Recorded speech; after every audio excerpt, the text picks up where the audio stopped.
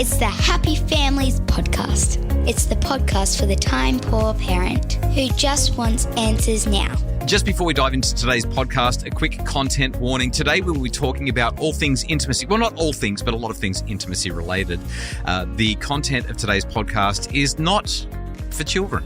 It's for grown-ups. So if you've got the kids in the car or wherever you are and you're listening and you usually listen to this podcast together, this is your last chance to say, hang on kids, this one's not for you because this one's just for the grown-ups. I'm a little bit nervous about this one, Kylie. Can I tell you why? Because our son-in-law and our daughter might be listening. They listen to the podcast. And I know what we're going to be talking about today.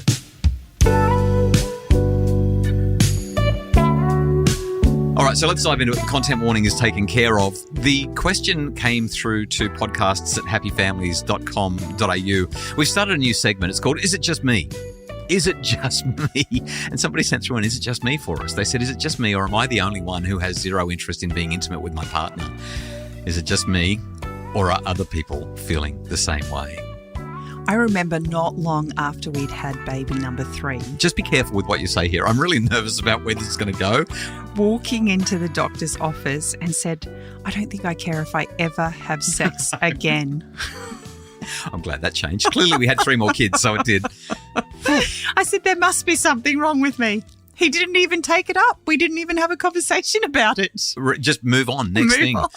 So a quick experience that I had, I was running a presentation in Sydney many years ago. I was at a private girls' school talking to a group of wellbeing staff. We were doing a wellbeing session. And I was talking about some science that shows that when you are mindful and thinking about what you're doing, your happiness levels are higher. When you're not mindful, that is, when you're thinking about something other than what you're doing, your happiness levels, your wellbeing levels are lower. There was a research paper that was published in the highly prestigious journal Nature, and the number one thing on the list highlighting what people are doing and thinking about at the same time, so therefore they're feeling happy, was... And then I stopped and looked at the group of people in front of me and said, well, what do you think the answer is?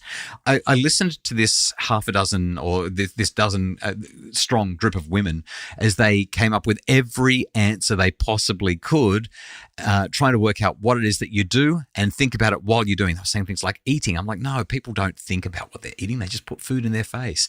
Exercising. I'm like, no, people often think about anything except the exercise because it hurts. They kept on coming up with, somebody said sleeping. I'm like, nobody's thinking about anything when they're sleeping. Come on. The one thing that they wouldn't say was sex. They wouldn't say intimacy. And when I finally told them that was the answer, that was top of the list, most of them scoffed. They did the full-on, the guffaw, the kind of thing. Like they just couldn't imagine that was really the number one thing. But it was.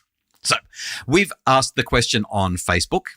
Is it just me or am I the only one who has zero interest in being intimate with my partner?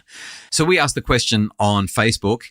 We have used some voice actors for some of the responses, and some of you sent us your voice memos via the very easy to use button at happyfamilies.com.au. You just go to the podcasts page, click the button and start talking. I loved Vanessa's response. She said, maybe I'm weird, but I can't relate to this at all. And a follow-on from that was from Apollonia. She said, my husband just has to look at me and I want to jump his bones, so I can't relate. 5 kids aging from 15 years to 15 months and we run a business full-time. What a great response. Any bone jumping going? Let's not go there. Tanil was talking about the difficulty of finding time for intimacy when you've got teenagers. It can so relate, right? Like once the kids start staying up later than you, oh my goodness, so frustrating. She was mentioning how difficult it was, and the Happy Families team jumped in and said, I reckon a solid, could you leave us alone? Your father and I are trying to have sex. Should make the teens scarce for a while. Love the Happy Families team and their sense of humour. I have a close friend who actually tells her children, Sunday is sex day, so leave us alone. I don't know if I've heard that story. I'm not sure how I feel about it. I guess if it gets... Anyway, let's move on. Lindita from the UK said, this is a real thing and it could be for the following reasons. Number one, we just went through a pandemic and we're fearing World War III. So there's just there's a bit of stuff going on. Number two, also there are global economic crises which have increased inflation and created more stress in couples. So I think that's more likely than the first one, just the stress in couples. Number three, pornography addiction for some men, which creates contempt and resentment from their wives for having to have them as their partner. Received a number of private emails. People just emailed us, podcast@happyfamilies.com.au, emphasizing how big of an issue explicit content online is. Number 4, screen addiction, which creates mental overload on top of the most overloaded generation. Now, I would add to what Lendita has said here, just being on your phone, because when you're on your phone, you're kind of sending this signal to everybody else that the phone's more important and therefore you're not willing to engage with them. That is an intimacy killer. I hate it when I come into the bedroom and you're on the phone. I know you feel the same way when you walk into the room and I'm on my device. Whereas when that phone is down and you have eye contact and you look at each other and smile and say, how about it? It's just something different, right? Number 5, raising children without a village, which is a deviation from how humans were raised in the past. Number 6, all of the above can impact mental health. And there was a whole lot more that Lindita from the UK threw in there. I think they're all reasonable, some of them much more than others. It's tough when there's so much going on that takes up your cognitive headspace and doesn't allow you to step into the intimate zone. Eliza said, I feel like a lot of women need to be wooed in order to feel in the mood for intimacy. There are so many things on our to-do list and we struggle to compartmentalise. If there are things to do on the list, then I can imagine some may struggle to start another task or to relax to enjoy time together. If my list is done, my mind is quiet and it's easier to relax and enjoy intimacy. If hubby contributes to my to-do list, it's even easier to relax and enjoy that intimacy. There is something about that, isn't there? I hear it all the time. Notice the responses that we've had have 100% all been from women. There were only 2 men who jumped on. Both of them didn't do the best job in what they said. And one guy in particular really created a bit of a storm. His name was Jace. Jace jumped in there and said, well, reading a lot of the comments from women that complain about housework, stress, being tired, the men not being a mind reader, etc., it's all just cop-outs. Start looking for the reasons why it should be happening, not justifying the reason it's not. Look after him, ladies, or you'll kill your marriage. It's that simple. Ouch. I can see why that wasn't necessarily the most popular response. And our last one I wanted to share was actually from Kylie. She said, oh boy, can definitely relate. Menopause has finished off my already struggling libido. Did you just say Kylie? Oh, hang on, no, it's not you because not going to say anything about menopause yet, but you're not there yet. Go ahead. My husband is pretty understanding, but it's something else to feel guilty about because physical intimacy just feels like something else on my to-do list nowadays. I miss the old me, and I hope I come back at some stage. Oh, boy. So many comments that we haven't read really talked about the cognitive load, the fact that women are very, very tired, doing so much around the house and often feel like they have to be the mother not only to their children but also to their husband. And when they move into the bedroom, they don't want to continue to feel like their mum. They want to feel like something else, but quite often they're so tired that their head hits the pillow and it's all over. Lots of conversations around perimenopause, menopause, and just so much to do. Sheer exhaustion getting in the way. We are not sex therapists, but we have some ideas that we think might be helpful if you're worried that it is just you and that you're not getting enough noogie, you're not getting enough of the good stuff in the bedroom. Let's dive into it. According to Emily Nagoski, author of Come As You Are. One of your favourite books in history. I can't believe you said that. And it's a good book. Hey, I liked it as well. You got me reading it and, I mean, I already knew it all. I knew it all, but good book. Science taught Justin that there are 3 essential characteristics of couples who sustain a connection over the long term, and none of them were the characteristics you might have guessed. Yeah, interestingly, not really about cognitive load, certainly not about global warming or World War III or any of that sort of stuff.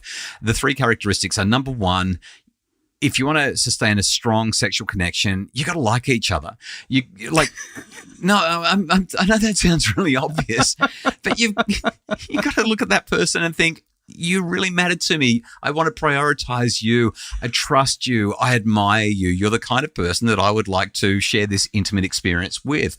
So I'm going to go a little bit further. Yeah. The girls were asking me the other day to kind of just retell our story, how we met and all the girls as in our daughters. Yeah. And as I was talking to them, I shared with them how it felt the day we got married. I remember waking up that morning and just being so excited. There was no anxiety. There was no concern about whether I was making the right choice or not. I was just so excited that today I was going to be making a commitment to spend the rest of my life with my very best friend. Yeah. And over the years, we've both shared that we had that exact same feeling. I had that conversation with my best man as we were driving to the wedding venue. And I think for anyone who chooses to spend a lifetime with someone, we've had those experiences. We've had that feeling of wanting to spend a lifetime together. But the next step is actually choosing them every single day. Yeah. And just on that, I can't tell you how many people that I've spoken to who just have this sort of simmering underbelly of resentment towards their spouse or partner. They feel like they're taken for granted. They feel like they do the lion's share of the work. They carry the majority of the load. They do this or they do that, and the other person never does this or never does that. There's sort of like this white anting of the relationship. You have to love each other, like really, really want to be with each other. That friendship, the quality of the relationship, the trust, the admiration, the feelings of we're better when we're together. Those kinds of feelings have got to come first. You're not going to prioritize any kind of intimacy if you don't feel that way about each other. So if you're listening to this podcast and you don't feel like that, it's time to do some work on the relationship. It's time to rebuild the connection. I mean, connection means feeling seen, heard, and valued. So find ways that you can see and hear and value each other again and get that going. Because, oh my goodness, it's so good when you do. And it's not one person's job. It's not your husband's job. It's not your partner's job. We both have to take responsibility for that connection. Okay, here's the second thing. In addition to liking each other and being friends, the couples who sustain strong sexual connections prioritize sex. Like they actually decide that it matters for their relationship and they find opportunities to have that physical intimacy together. It might not always be intercourse. It might be any number of other forms of physical closeness and intimacy, but they absolutely prioritize it. They make sure that they make time to get it on. I think about the enormity of the task of being a parent. Oh, I thought you were going to say the enormity of something else for a second. And how much effort we go to be the very best we can for our children.